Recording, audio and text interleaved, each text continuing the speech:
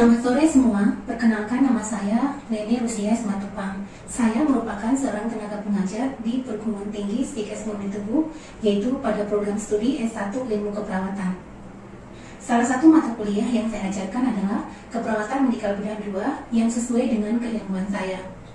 Sebelumnya, saya pernah bekerja selama 12 tahun sebagai perawat kamar bedah, dan pengalaman ini dapat saya bagikan pada saat memberikan perkuliahan, khususnya mata kuliah Keperawatan Medikal Bedah 2 ini. Pembelajaran mata kuliah Keperawatan Medikal Bedah 2 ini dilaksanakan dengan DIA, yaitu Delivery, Interaction, dan Assessment. Penyampaian RPS kepada mahasiswa dilaksanakan 2 minggu sebelum perkuliahan dan menjelaskan topik pembelajaran setiap minggunya, serta saya membagikan kelompok diskusi mahasiswa dan materi yang akan didiskusikan, serta membagikan modul praktek laboratorium. Mata kuliah ini berada di semester 4 dan mempunyai 4 beban SKS yang terdiri dari 2 SKS teori dan 2 SKS praktek. Dan mata kuliah ini diajarkan oleh tim dosen. Metode pembelajaran pada mata kuliah ini adalah metode lecture atau tutorial, small group discussion, dan skill lab. Deskripsi mata kuliah ini adalah pada pemenuhan kebutuhan pasien dewasa dengan gangguan sistem endokrin, gangguan sistem imunologi, gangguan sistem pencernaan, dan gangguan sistem perkemihan. Lingkup bahasan mata kuliah ini mulai dari pengkajian, penentuan diagnosa, intervensi, implementasi, sampai dengan evaluasi asuhan keperawatan terhadap pasien. Intervensi keperawatan meliputi terapi modalitas keperawatan pada berbagai kondisi yang bersumber dari buku dan berbagai jurnal keperawatan. Pada mata kuliah Keperawatan Medikal Bedah 2 ini, saya mengajarkan tentang pemenuhan kebutuhan pasien dewasa dengan gangguan sistem perkemihan. Capaian pembelajaran pada pemenuhan kebutuhan gangguan sistem perkemihan ini adalah di mana mahasiswa mampu melakukan simulasi asuhan keperawatan dalam mengatasi masalah perkemihan dengan memperhatikan aspek legal dan etis, mampu mendemonstrasikan intervensi keperawatan pada klien dewasa sesuai dengan standar yang berlaku dengan berpikir kreatif dan inovatif sehingga menghasilkan pelayanan yang efisien dan efektif. Materi yang saya ajarkan pada gangguan sistem perkemihan adalah pada kasus infeksi saluran kemih, pada kasus gagal ginjal akut, gagal ginjal kronis, dan asuhan keperawatan pada pasien yang menjalani hemodialisa, kemudian pada kasus prostat hipertrofi, serta batu saluran kemih. Pada metode pembelajaran skill lab, dalam pelaksanaan praktikum keperawatan medikal bedah 2 ini, mahasiswa dikatakan lulus dalam praktek laboratorium, artinya mahasiswa harus mahir dalam melakukan praktek keperawatan. Karena hal ini sangat penting untuk mencegah kesalahan dalam melakukan tindakan keperawatan kepada pasien. Untuk mendukung hal tersebut, salah satu persyaratan masuk ke laboratorium adalah harus mampu menyebutkan persiapan alat dan langkah-langkah tindakan keperawatan yang akan dipraktekkan. Di laboratorium, terlebih dahulu saya tampilkan video praktek tindakan keperawatan, kemudian saya menjelaskan sambil mempraktekkan langsung ke pentong. Setelah itu, saya berikan waktu dan kesempatan kepada mahasiswa untuk mempraktekkannya. Topik praktek laboratorium pada gangguan sistem perkemihan ini adalah tindakan pemasangan Foley kateter, tindakan melepaskan kateter pada pria dan wanita, kemudian pemasangan kondom kateter, perawatan kateter, irigasi kandung kemih, dan bladder training.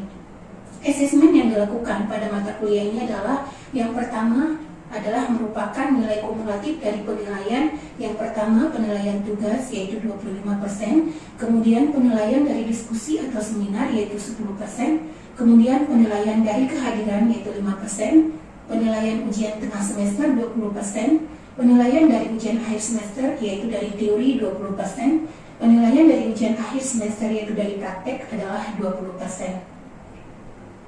Mata kuliah Keperawatan Medikal Bedah 2 ini adalah merupakan salah satu mata kuliah yang termasuk ke dalam daftar mata kuliah yang ikut dalam pelaksanaan ujian kompetensi. Maka untuk mempersiapkan mahasiswa agar lulus ujian kompetensi atau UKOM, soal-soal yang saya berikan adalah soal bentuk kasus atau yang disebut dengan soal vignette.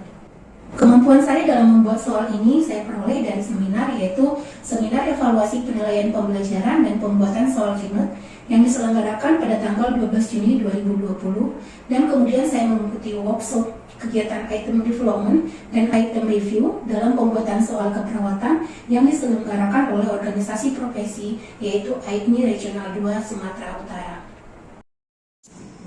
Selamat sore untuk kita semuanya. Ya, baik ya, kita bisa hari ini ini kuliah tatap muka tentunya karena ada izin dari aturan akademik ya bahwa sudah boleh kuliah tatap muka tetapi dengan syarat mematuhi protokol kesehatan ya. Nah, oke, baik, kita mulai ya, bahwa materi kita pada hari ini adalah sesuai dengan yang ada di RPS ya, yang berjudul asuhan perawatan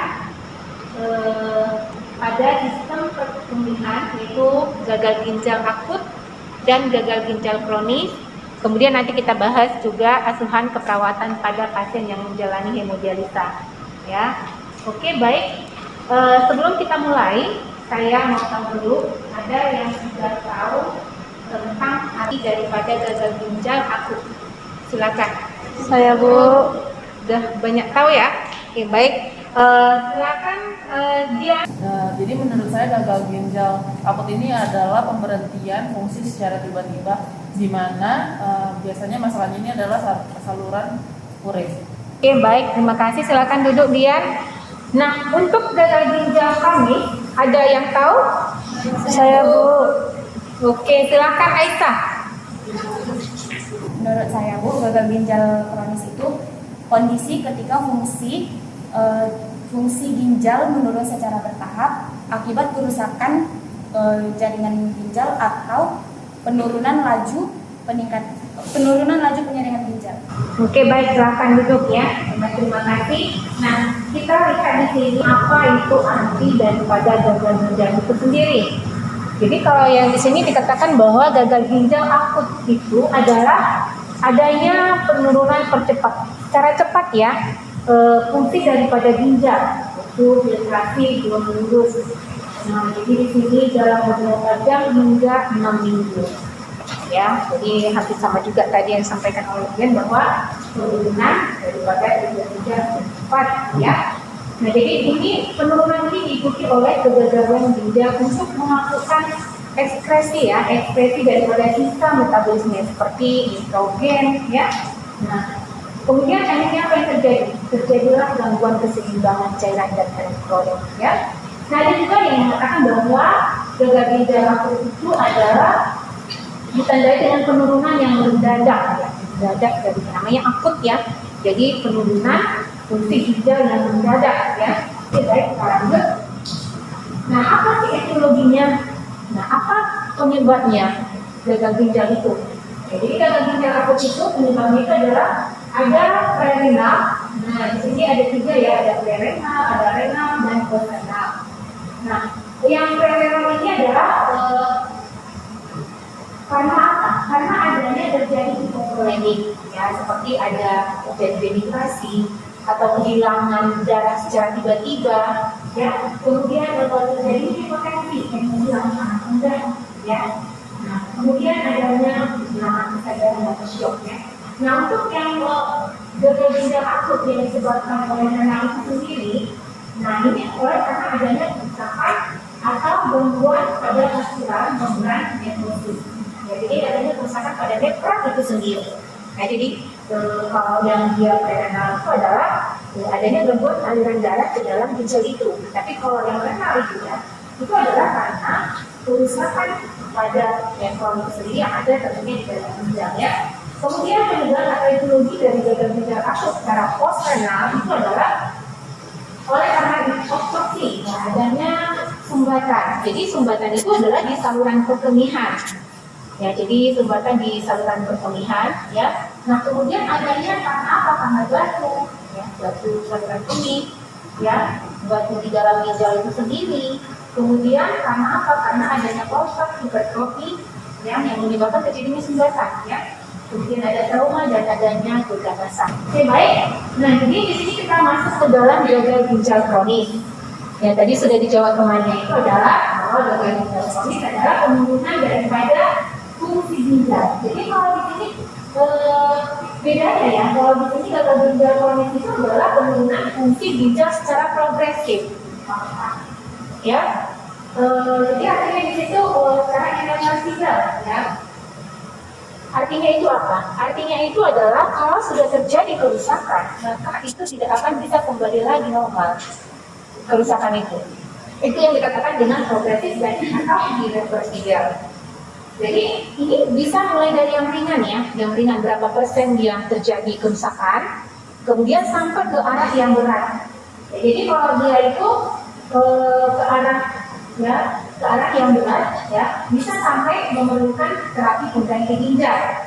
Ya, jadi penyakit ginjal kronis ini diklasifikasikan dengan 5 tahap ya berdasarkan filtrasi glomerulus. Artinya diklasifikasikan berdasarkan kerusakan daripada filtrasi glomerulus itu sendiri. Ya. Oke, baik, kita lanjut bahwa penyebab gagal ginjal secara kronis ini ada penyebabnya ya. Jadi penyebabnya yang paling tinggi persentasinya adalah karena diabetes mellitus. Itu sampai 45% ya. Kemudian karena hipertensi 27%.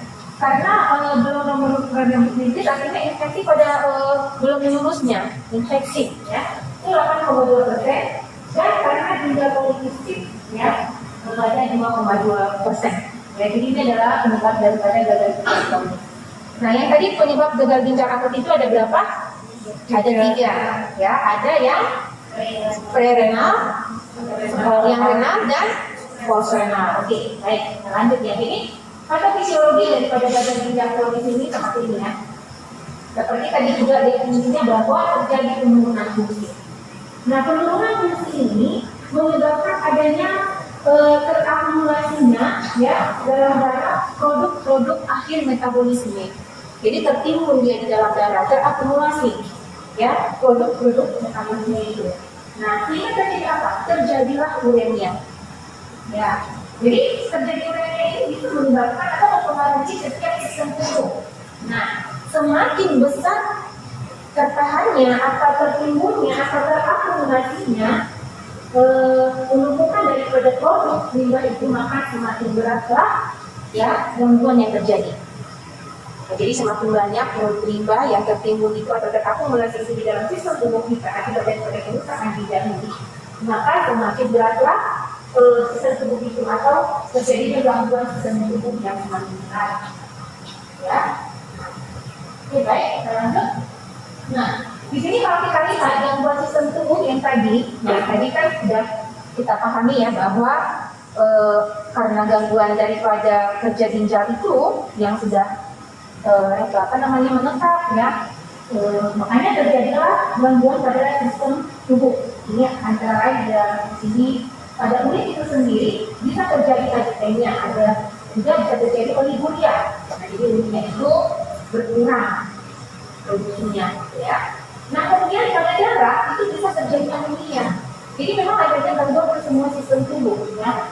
Kemudian pada kardiovaskular itu bisa terjadi hipervolemia, ya, gangguan kemudian terjadi hipertensi, ya, terjadi hiperkalemia. Nah, ini adalah karena apa? Karena gangguan daripada sisi dari itu sendiri yang menyebabkan terjadinya penumpukan produk sisa metabolisme, ya. Kemudian pada sistem pernapasan bisa terjadi paru, ya, bisa terjadi dispne, ya.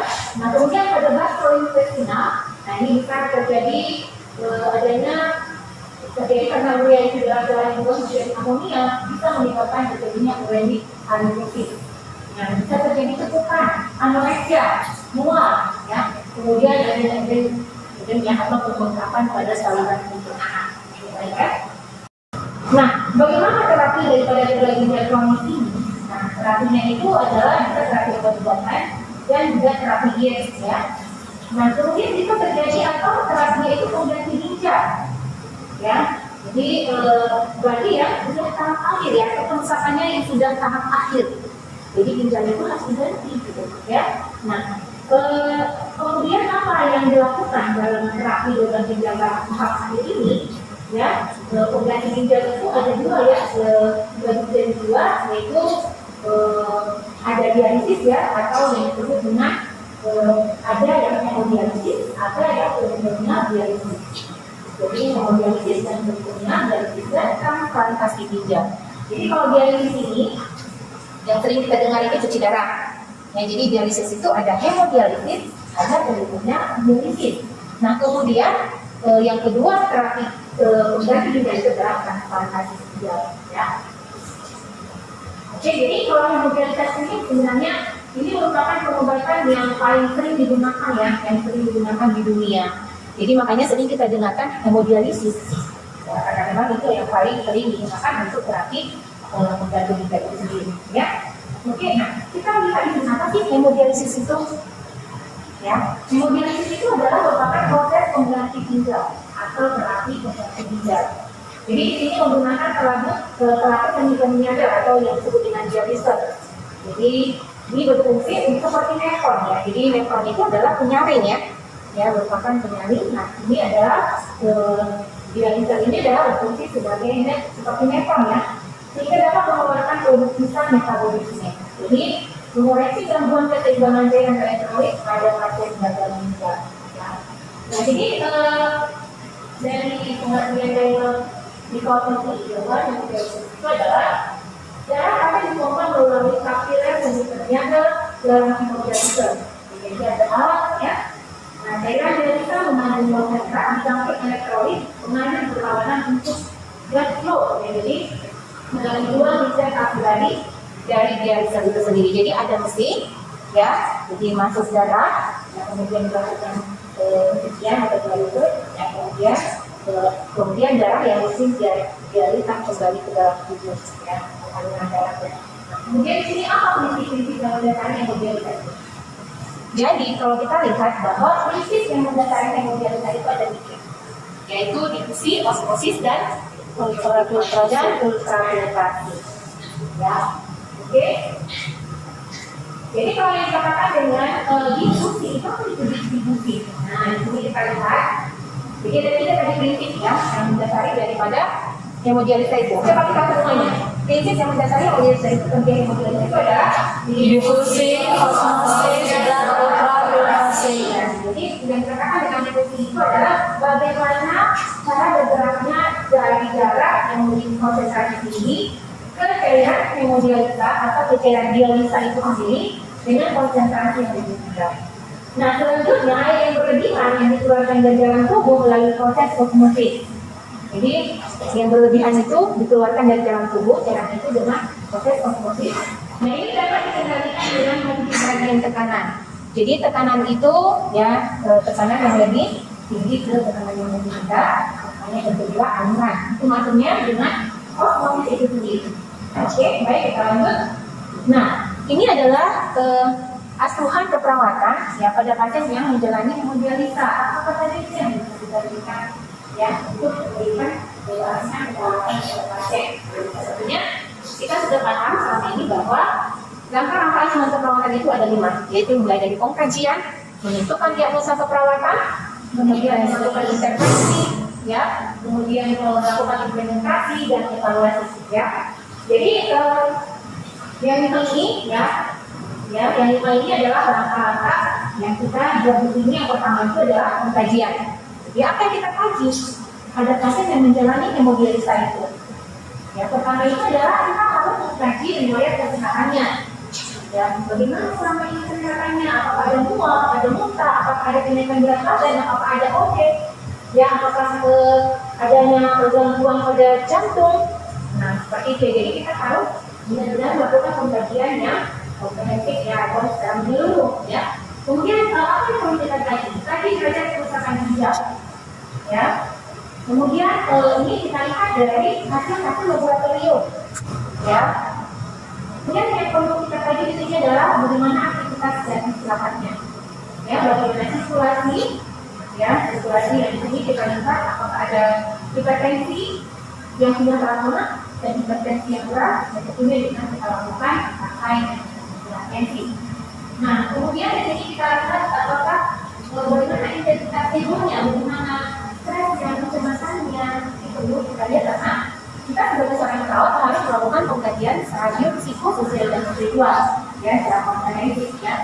Nah, pengkajian eliminasinya, ya, bagaimana urinnya, apakah ada perubahan urin, warna urin, atau juga jumlah urin yang dari normal, ya, bisa menjadi dia urinnya sedikit. Nah, itu harus kita kaji juga, ya.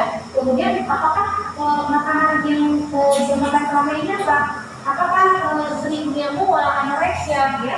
Apakah dia mengalami penurunan berat badan? Ya. Nah, kemudian di sini kita lihat juga atau kita kaji juga cara mengukur insulinnya. Nah, apakah dia jadi sakit kepala, kemudian kemudian sabun, ya, apakah ada perubahan kesemutan, sama ya seperti tadi ada gejala-gejala yang sudah kita jelaskan tadi bahwa gejala gagal ginjal kronis itu apa saja, ya, adanya gangguan atau penurunan berbagai fungsi sistem tubuh, ya, salah satunya ini. Nah, inilah yang kita cari semuanya.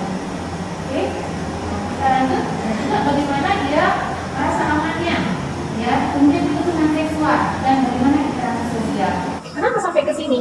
Karena kita harus mengkaji sampai psikososialnya, ya, dan juga spiritualnya, ya. Nah, kita dalam pengkajian juga ada pemeriksaan diagnostik yang perlu kita menganalisis. Ya, bagaimana volumetrinya, warnanya, reaksinya, popularitasnya, ya, kemudian kreatinina, volumenya, natrium, protein yang ada di dalam tubuh. Oke, nah kemudian di dalam darah juga ya, secara diagnostik ini ya perlu dikaji di pemeriksaan laboratorium, ya. Ini ada kreatinin apakah meningkat, jadi ini biasanya meningkat ya. Dalam proporsi atau pada kreatinin 10 mg per desiliter. Jadi ini juga tahap akhir ya, tahap akhirnya. Baik ya. Nah, dari semua pengkajian yang kita lakukan, maka dari itu kita bisa menegakkan atau mengangkat yang disebut dengan diagnosa keperawatan. Jadi di sini diagnosa keperawatan yang ada secara teori ya, dan itu yang ada itu adalah yang pertama hiperkolemia, ya, defisit nutrisi, terjadinya nausea, kemudian apa lagi?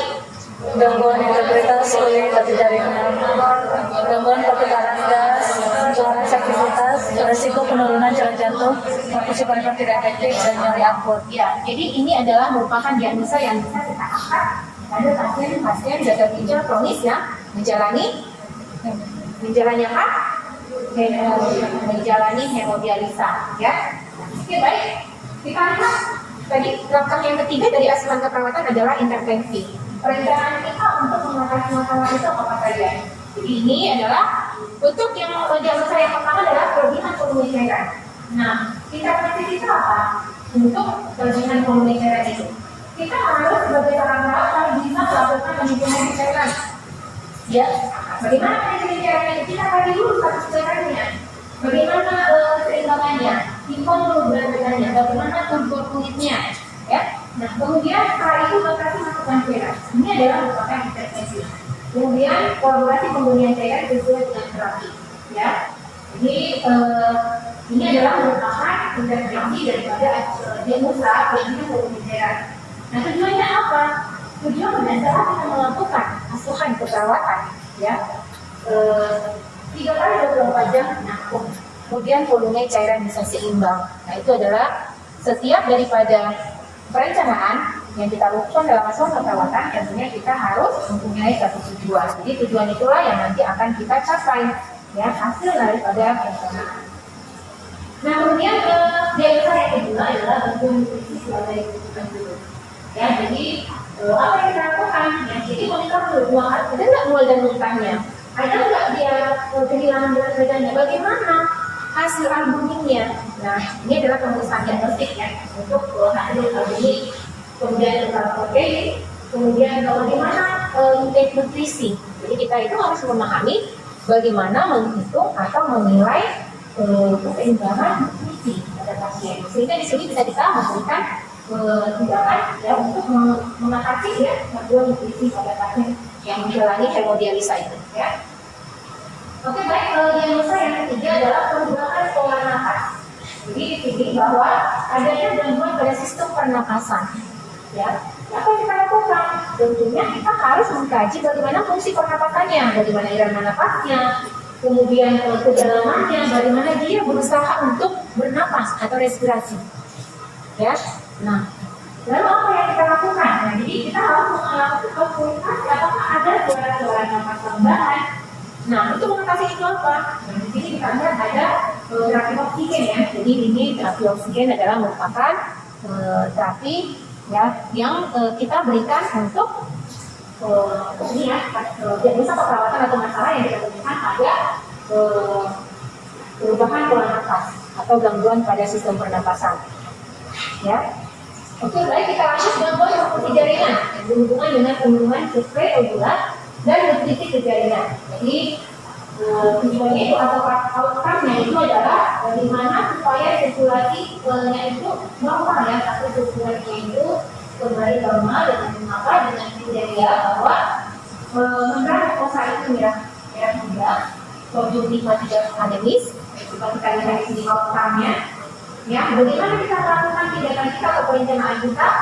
Ya, jadi di sini kita lihat kita melakukan penilaian secara komprehensif fungsi daripada sirkulasi perifer. Jadi kita cek nadinya, bagaimana pulsasinya, ya iramanya, bagaimana kecepatannya, seperti itu ya. Oke, nah kemudian diagnosa yang kelima adalah apa ini? Diagnosa yang kelima. Intoleransi aktivitas berhubungan dengan keletihan anemia, reduksi produksi kadar dialisis. Ya, jadi adanya intoleransi aktivitas karena apa? Karena keletihan. Jadi kita juga kalau pada pasien yang itu keluhannya itu salah satu yang utama adalah keletihan atau yang sakit ya. Karena apa? Karena itu tadi karena terjadinya akumulasi atau penumpukan daripada produk sisa-sisa metabolisme itu sendiri. Ya, nah ini kita harus memonitor aktivitasnya. Bantu dia atau klien itu mendapatkan bantuan kalau dia itu tidak mampu ya. Jadi kalau kita memberikan bantuan kepada pasien itu kan kalau dia tidak mampu, kalau dia mampu misalnya itu ahli misalnya ahli ya. Kalau masih mampu lakukannya maka silakan bisa. Jadi kalau tidak mampu maka akan kita bantu ya.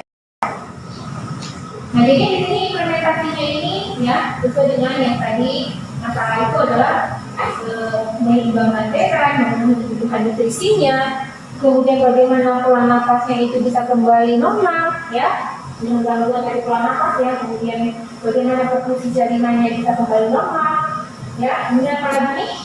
Menyebabkan aktivitas mengelastisasikan integritas kulit. Ya, inilah yang akan menentukan ya, dalam mengatasi masalah yang kita dapatkan pada pasien-pasien gagal ginjal kronis yang menjalani hemodialisa ini. Nah, jadi evaluasi seperti yang tadi kita sampaikan bahwa ada 5 langkah dalam asuhan keperawatan. Nah, yang kelima adalah kita melakukan evaluasi. Evaluasinya apa? Kita evaluasi cairannya itu seimbang atau tidak. Tuh ya, kemudian kita evaluasi nutrisinya yang seimbang. Pola nafasnya itu sudah terpenuhi tidak? Ya, perfusi jaringannya seimbang tidak? Aktivitasnya sudah terpenuhi atau dia sudah bisa melakukan aktivitas yang dia belum? Ya. Kemudian bagaimana dengan integritas kulitnya itu sendiri? Ya, baik. Sampai di sini ada yang mau ditanyakan?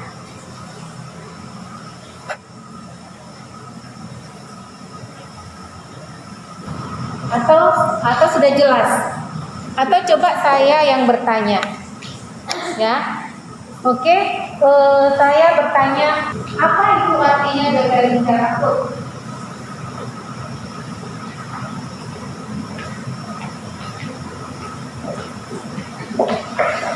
Ya, silakan. Ini silakan. Baik, saya akan menjelaskan kembali apa itu gagal ginjal akut. Gagal ginjal akut itu adalah penurunan laju dominasi glomerulus yang terjadi secara cepat dan berlangsung secara reversibel. Nah, di keadaan tersebut ginjal akan gagal mengekspresikan zat-zat metabolisme. Dikatakan akut karena hal itu terjadi secara mendadak dalam beberapa jam bahkan beberapa hari. Oke, terima kasih ya, bagus sekali ya. Aminasi ya bahwa gagal ginjal akut itu adalah gagal di mana adanya penurunan fungsi ginjal secara tiba-tiba bisa dari beberapa jam ya, atau bisa beberapa hari sampai 6 hari. Oke, baik. Ya, demikianlah yang bisa saya jelaskan ya pertemuan kita pada sore hari ini ya tentang asuhan keperawatan ya pada gangguan sistem tubuh, yaitu gagal ginjal akut, gagal ginjal kronis, dan pada asuhan keperawatan pada pasien yang menjalani hemodialisa. Oke, kalau tidak ada yang bertanya, kita cukupkan sampai di sini. Selamat sore.